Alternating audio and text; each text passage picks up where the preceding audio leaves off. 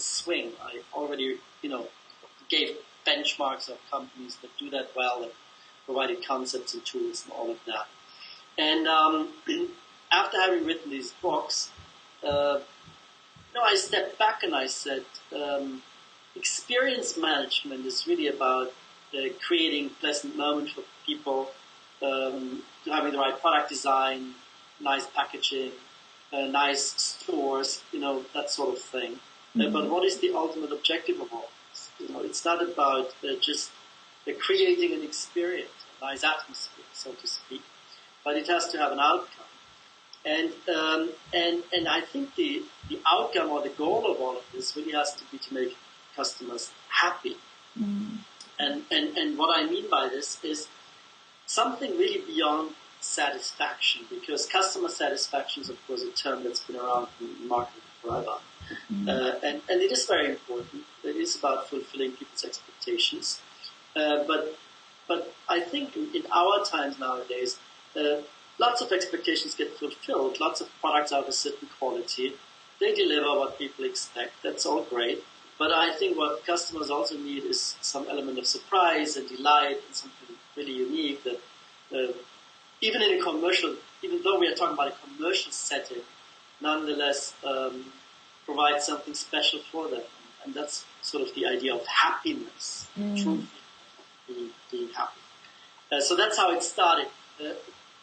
So I came from the customer experience, but this book is not just about customer experience. It's really more about the outcome that experiences, not only experiences, but also, products that are just doing the right thing, doing good. When you think about meaning happiness, for example, environmental products or companies that are transparent and so on.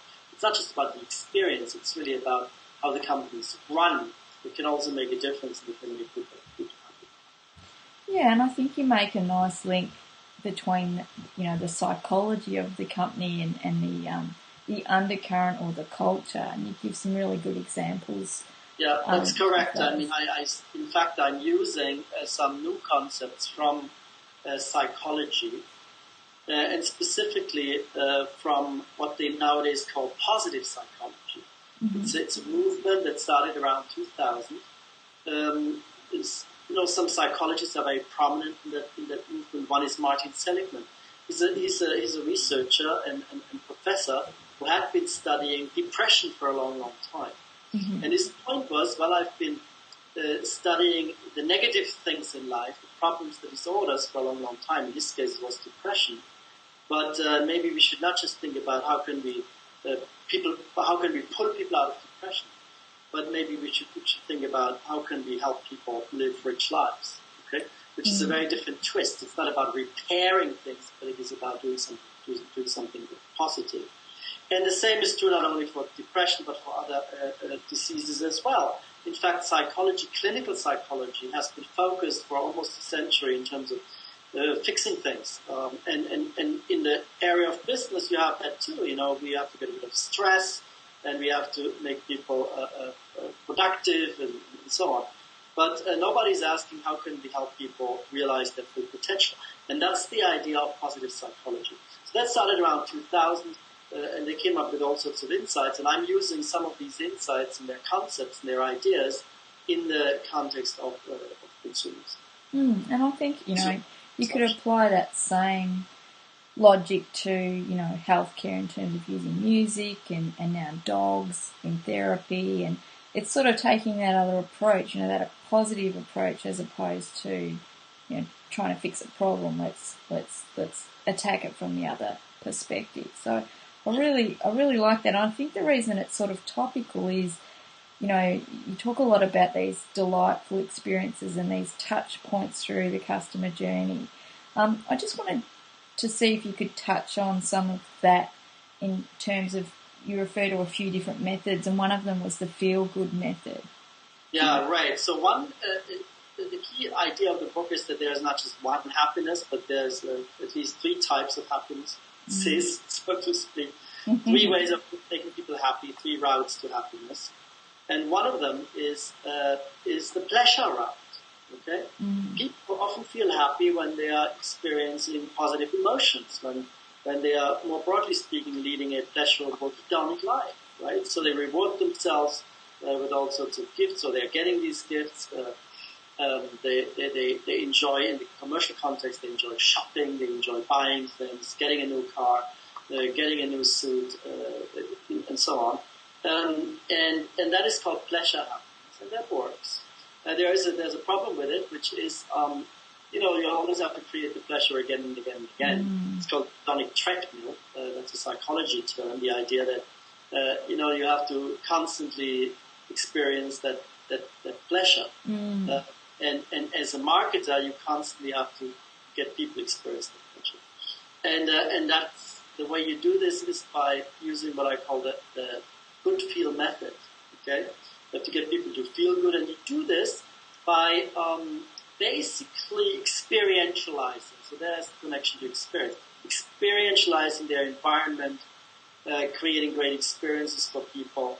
It can be small little moments. One of the big findings in the happiness literature is also, and in the positive psychology literature, is that you should always think about this big goal of becoming happy in your life. But if you do little things and if you savor them, if you pay attention to them, then that can make you happy. So draw the attention of how this new tea tastes, the flavor of the tea, or this new spa product. And there's a lot of this nowadays. When you're looking at the realm of tea or chocolate, these little things that you reward yourself with. They're all nowadays exquisitely designed and packaged, and there's all sorts of interesting new ingredients in them. And this applies to the chocolates and the teas, but it also applies to all the cosmetic and beauty products, right? I mean, mint and cucumber and ginger and ginseng and lemongrass. And you have those sorts of things in chocolates, and you have them in beauty products, which I call sort of experientializing automatic goods. So that's the feel-good method, right? So is it a matter for marketers, I guess, or business owners to think about how they can sort of draw out that experience?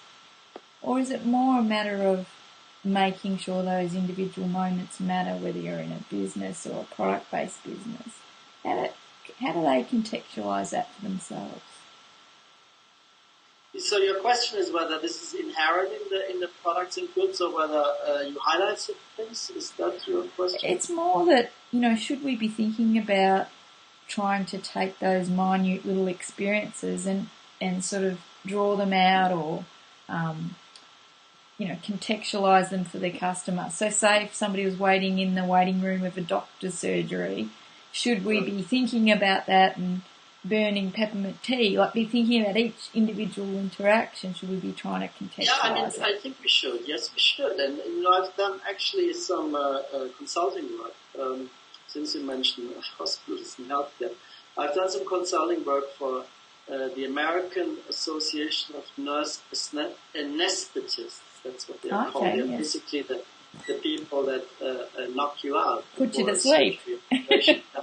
And what we did is we used Starbucks as a benchmark. We said, what is Starbucks doing in terms of experientializing their coffee?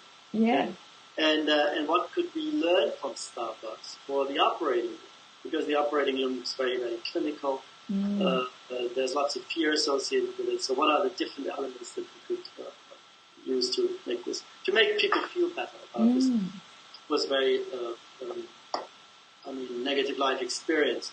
And don't get me wrong, there has to be, of course, also a very competent surgeon, and the hospital needs to know what they're doing. That's all, of course, the case. But there's also a happiness element around. There's happiness moments, or at least taking away the aversiveness. Like a positive. It's similar to education. I'm in the education business. I'm a professor. Of course, you want to have great professors. You want to learn something. But you learn better if people feel good, if you do something interesting in the classroom, if you like this demonstration. If you don't just talk a lecture for an hour and a half, you can do some little exercises, right? And that's what I would call the happiness moments, in this case, the pleasure happiness. So that is one of the major techniques for making people happy. So in writing this book, have you reevaluated what makes you happy as a customer? You mean... I'm sorry, I didn't understand exactly. So after you've done this research and you've looked into the psychology, and obviously does it make me happy as a customer? Or do you just reevaluate what makes you happy as a customer? Well, I personally, as when I'm a customer, now pay attention and reevaluate things because I wrote the book. Is that the idea? Yeah. Well, I'm always very reflective, right? I mean, my job is being a marketing academic, right, and analyzing things. So I pay attention to these things. I collect examples when I go to hotels, when I go to luxury hotels, or when I go and shop in a supermarket. I realize certain things are better or worse, or they annoy me, or they please me, or they move me in a service context. They move me well from one station to another station, from one part of the process to another part of the process. So I do this to a certain degree. But I think a lot of these things are really about, and that's the point of the book as well, they're about surprise and delight. So they're not just the ordinary things. And of course, that you notice, you don't have to analyze. If you get something surprising, delightful, happiness is a lot. It's also instinctual. It's automatic. It's not just a cognitive deliberation process. So I may be paying more attention to these things, but it's also just happening. And when you feel it or you see it, I guess. So you make a lot of connections between, the happiness and obviously the profitability of a company. There's something in it for them to do this, which sort of makes sense. But I really like the way you actually connect it to the bottom line. Yeah, I mean, the connection is basically the idea that people are deeply satisfied in an emotional way. That's what we call happiness. And then there are some positive outcomes of this. One is loyalty. And we know in marketing a lot about loyalty. We know that when you have a loyal customer, you are most likely, if you have a big loyal customer base, you're most likely a very profitable company. But the reason is because you, first of all, you don't have to replace your customers all the time. You have people that are staying with you. They're usually over time easier to serve. They're becoming less price sensitive, for example. They're more accepting of new products that you take on the market, so brand extensions. So that is one of the connection points. It's really, when you have happy customers, they're more likely to be loyal. Another one is, and that is very, very important in current environments when you have, social media and so on, that you have people recommending your product to others, right? So they are giving you free publicity. They are advertising through the social networks. So these are the sort of connections that exist between happiness and some business outcomes. And that creates what is ultimately called customer equity, which is the lifetime value of the customer. And I mean, a company that everybody talks about nowadays is, of course, Apple. Phenomenal success. And they are really, really good at this. I mean, look how people are waiting outside the store to get their new products. It's also a community.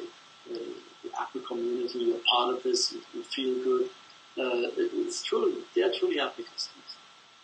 How much does it then, because I always feel that part of the equation is the customer, and the other part of the equation in terms of building a great company is the employees, and how happy they feel. And I talk about this in the book. I'm mentioning that it's not only about customer happiness, creating these positive feelings for customers, or we haven't talked about this yet, there are other ways of doing it too, like providing meaning for them, or appealing to their values, or engaging them in deep ways. So there are these three different ways of making customers happy, but it's not only about the customers, because the same ideas can also be applied to employees. And you want to have good moments and be happy in a pleasure sense as an employee, but I think you also want to have meaning for it. So that's the second technique. Yeah. You want to do something that you truly feel you're making a contribution within the organization.